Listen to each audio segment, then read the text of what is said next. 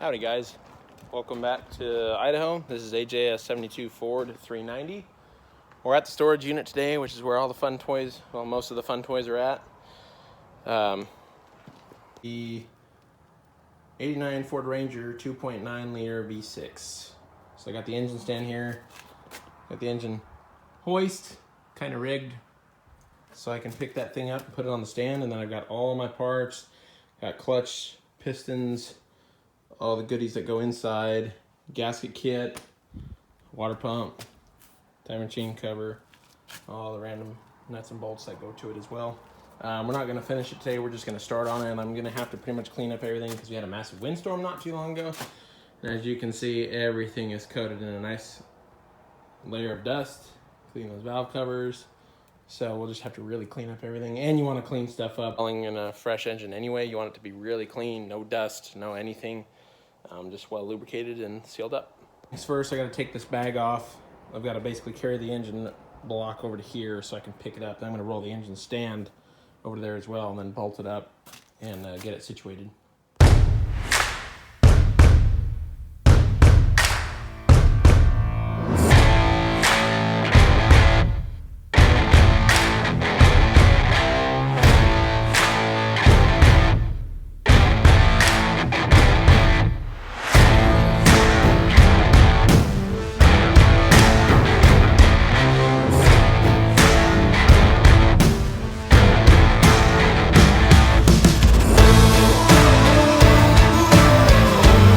Okay, that was a little bit of a struggle. I had to install the last rear plug on the back of the engine. So that kind of sucked, but I got it. I don't have a lot of my tools here tomorrow. I'm going to bring my truck and spend a couple more hours here. And I'll bring my big toolbox and just drop it off here just so I can have everything I need down. And then we'll, of course, position these however they need to be positioned. And then should be able to bolt her up.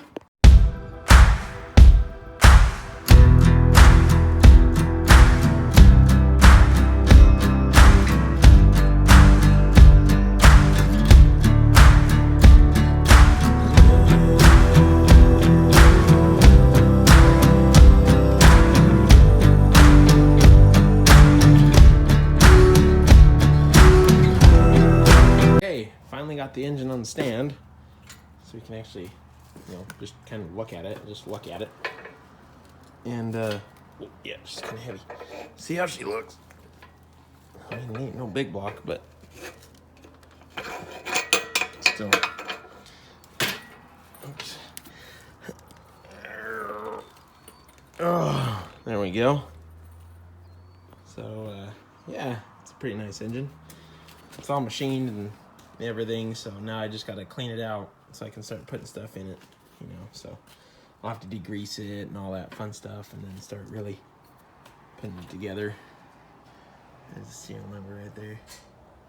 So that's where we're at right now. So everybody that has a 2.9 in their Ranger or their Scorpion or whatever, this is what the engine block looks like. It's actually a pretty strong block. There's a lot of people that actually turbo these things, but if you do it in your Ranger, might as well say goodbye to your transmission, because that little Mazda transmission will not handle the power that these things can produce. So I'm just going to go ahead and start spraying her down with carb cleaner to get all the, you can see all the extra oil and stuff that I sprayed in there to help preserve it. But yeah, we're going to get this sucker dripping really good, get it cleaned out. So that's what we're going to do now.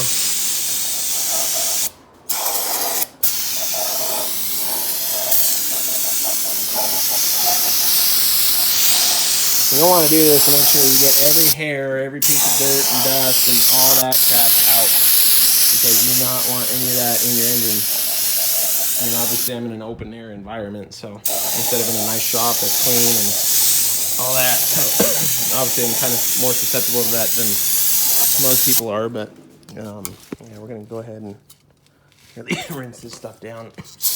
Don't breathe that. How clean your cylinders are.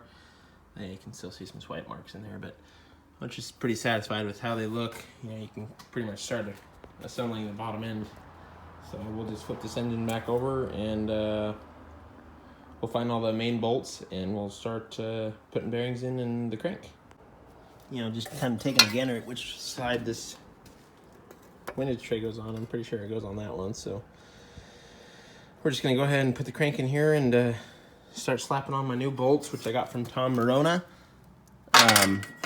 He sent me all these aftermarket grade 12.9 bolts, since all the 2.9s you use torque to yield on the mains and the heads. A lot of people don't know that the mains are also torque to yield, but they are. So basically you want to trash these as soon as you get them out, because that's basically what they are. They're garbage. So we'll remove every one of these mains, and we're going to go ahead and we'll wipe down the areas where the bearing's going to be, just to make sure all the dust is out. And then we'll start putting in the batted bearings, and then we'll oil it. We'll put the crank down, and then we'll torque it. We clean these main bearing areas up. Got the main bearings in, so I'm going to lubricate them with this stuff, clean the crank up, set the crank down, and go ahead and start assembling the bottom end. And now we're going to go ahead and put on the main caps. And like I said, we're using these new 12.9 grade bolts. These ones particularly are for the windage tray down there, and then I got the other ones too that are just the regular ones that go on the top. And then we have a whole another set for the heads down there. Those are the push rods and those long boxes right there. So, and we got the lifters, wheel pump, and some other stuff. So, moving right along.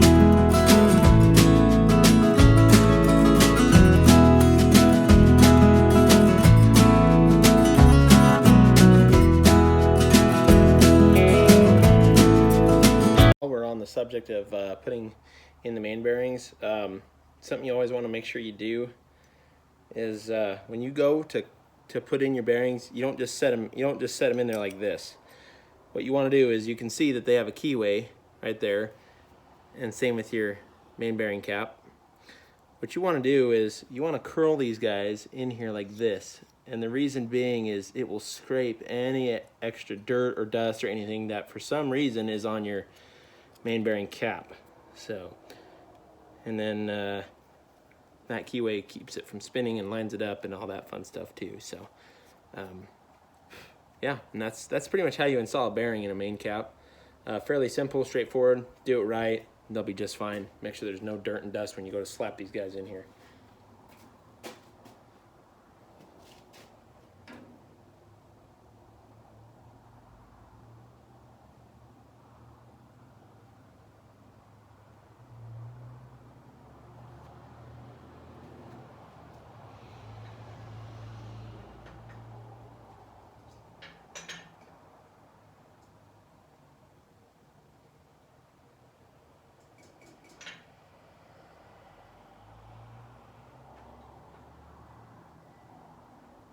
Also, make sure you don't have dirt on your fingers and your hands are very clean when you do this as well. Otherwise, you'll ruin your bearings. We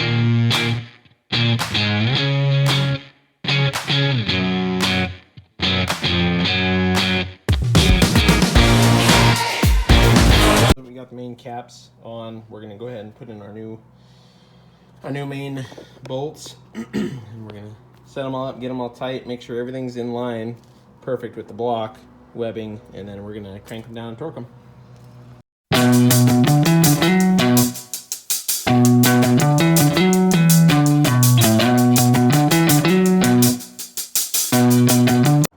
Okay, we got the main cap bolts on now. They're an Allen head, they're 10 millimeter. Well, of course, we'll remove these little studs here that hold the windage tray on. Pull those guys all out, and then we'll just we'll torque these. Make sure we have enough movement, you know, for our crank back and forth, and then we should be gold in that sense, anyway. But yeah, that's pretty much it. You know, you want to spin this as little as possible, obviously, but she spins pretty good.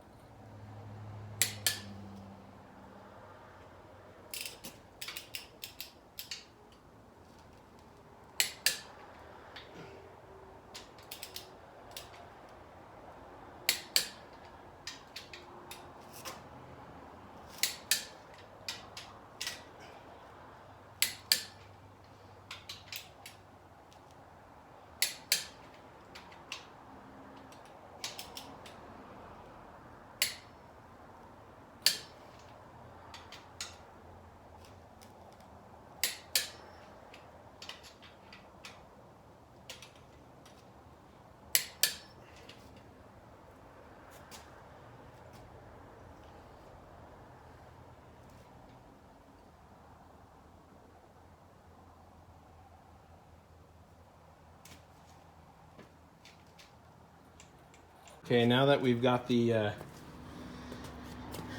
main bearing caps torqued, we torqued them to 80 pounds. Standard is 75, but I put these new high tensile strength 12.9 grade bolts in that are not torque to yield, so they're reusable. We went ahead and gave her another 5 foot-pounds of torque just for extra security. That's about as far as you want to go. But always when you torque your mains, you always want to rotate the engine to make sure it rotates really freely and nice and smooth. There's no hang-ups or nothing, so I mean, don't get crazy with it, but it turns real good. I can turn it with 2 fingers. So there you go. Usually if you're building like a race engine or even an engine in general, you'll plastic gauge these things, which is a little strip of plastic that you'll put like you'll torque all these down, and you'll torque your last one with a little green basically piece of plastic, and you'll torque it down, remove it, and you'll measure it with the gauge that they give you, and they'll give you your bearing clearance. So I didn't do that on this engine because I know the machine shop is really good that I use. That would be Northwest Motor and Machine. They're the ones who bored and honed this. They also checked the deck and line honed it and polished my crank. So they do really good work, and we're moving right along. We can actually install the cam on this if we want to now, just because, I mean, it just goes into the cam tunnel there, and there's nothing really to worry about. So, and then we can do the pistons and do the rods, which the rods I actually installed ARP bolts and nuts for added security because those are also torque to yield. So basically, when you rebuild one of these, you're going to spend about $300 on hardware if you want to do it right and not have to worry about it blowing a head gasket or coming apart again. So that's where we're at. I hope you guys have enjoyed the video so far. Leave a like, leave a comment if you have any questions. This will just be the first video of me assembling it, and I will continue to upload videos accordingly as I get them edited and up online. Like I said, like, subscribe, leave a comment. Thanks, guys, and have a good day. Check out video 2.